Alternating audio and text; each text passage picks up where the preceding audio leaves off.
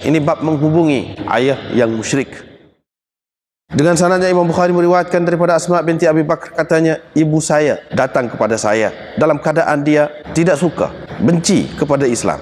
Di zaman Nabi SAW. Saya pun bertanya Nabi SAW, bolehkah saya menghubunginya? Nabi SAW kata, ya. Ibnu Uyainah berkata, maka Allah SWT menurunkan ayat ini berhubung dengannya. La yanhakumullahu 'anil ladzina lam yuqatilukum fid din. Allah tidak melarang kamu untuk menghubungi orang-orang kafir yang tidak memerangi kamu kerana agama.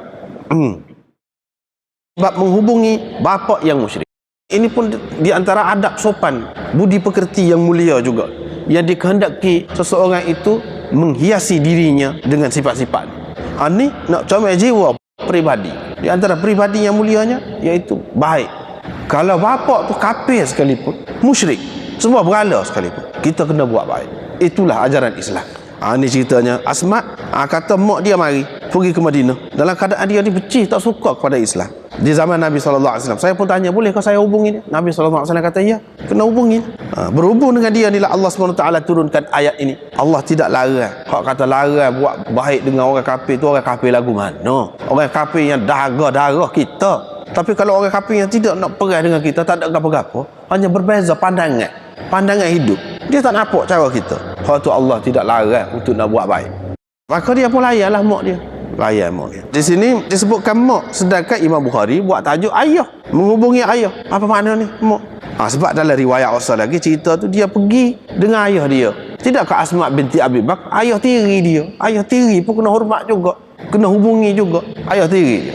Pasal apa? Pasal berkait dengan mak. Pasal berkait dengan mak. Lepas tu mak dia menikah dengan orang lain. Kena hormat ayah yang musyrik itu. Ini dalam riwayat salah satu lagi ni, bab satu lagi ni, perempuan menghubungi maknya dalam keadaan perempuan itu ada suami.